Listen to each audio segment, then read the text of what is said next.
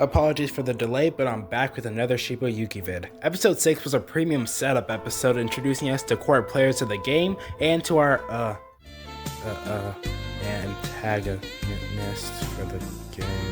Huh? What was I talking about?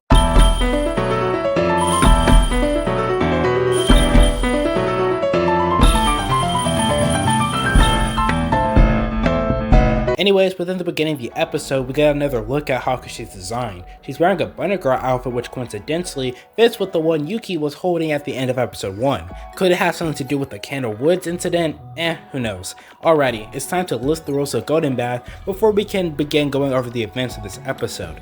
The game is set up with a giant bathhouse and has 3 different areas. An open air bath, an indoor bath area where the players woke up in, and the venue or exit that holds the shoe lockers. And the way it's set up, there's only one entrance into each area with no secret doors or passageways. Overall, there's a limited number of keys within the bathhouse that each open up their own shoe locker. To escape, all you need to do is get a pair of shoes, use the key, and leave the bathhouse. Okay, back to the episode. We meet Ozma in this episode, and I'm sorry to say it, but they kinda nerfed her compared to the novels. A bit off topic, but a comment's been bothering me recently about how I'm talking about how much stuff they should have added and not thinking about the runtime. Though to that I say, it's my video. I have the right to complain while still admiring the breathtaking adaptation we were gifted. So with that said, Ozma actually lasted longer than a fight with Yuki. She would still lose at the end of the day, but at least she'd have the upper hand for a good bit of their fight. Through this though, we learn about an interesting weapon choice thought of by Ozma, the manufacturing of mirror shard knives by breaking the mirrors within the baths, along with the information of how the players in this game have been split up. There are those who woke up earlier and decked themselves in robes while setting up amongst the entryway of the bathhouse, and those like Ozma and Yuki who woke up later and decked themselves in towels while setting up in the false open air bath. Both Ozma and Yuki were even able to deduce what the entryway team are planning. Instead of searching for keys to escape, it's much easier to wait by the entryway and wait for the keys to come to them.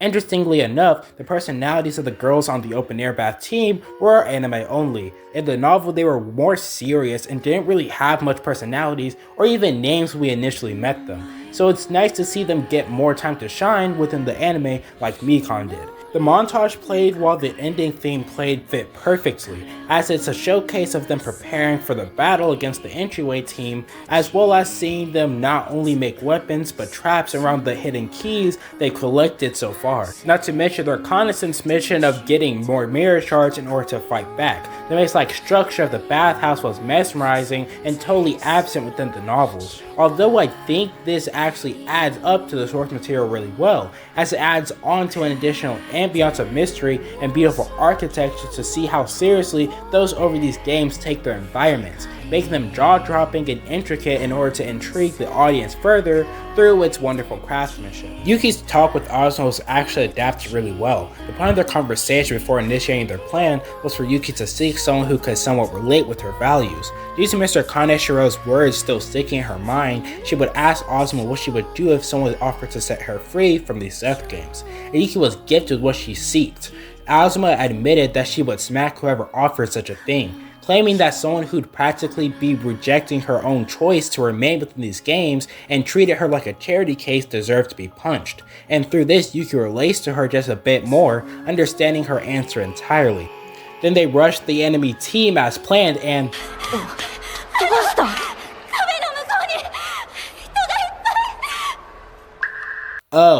right. Oh shit. I forgot about one gigantic, beautiful factor. Now, this episode wasn't solely a Yuki-centered episode, as we get a fresh look at who's been pulling the strings in the entryway team. That's right, my goat Mishiro is here and showcasing her leadership skills better than ever. And she isn't alone as we get introduced to another crucial character for this arc, that being Riko.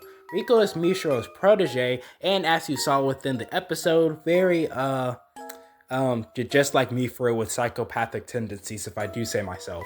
I was going to give a bit more depth into when she became Mishiro's protege, but even though it's technically cut content, I'd much rather save it for next episode as it's linked to an even better twist. You can actually see Riko's psychotic tendencies when she's first introduced into the episode, happily singing and skipping to be rewarded by Mishiro after pummeling players who attempted to join their side, as considering the limited number of keys, you can only allow so many people to actually join your team. Riko is compared to a small animal and has grown addicted to gaining head pats from Mishiro, and even the novel that's evolved to Riko insisting on being tickled on her neck, which funnily enough is said that her face exploded with such ecstasy, it almost was too inappropriate to show to an audience. Huh.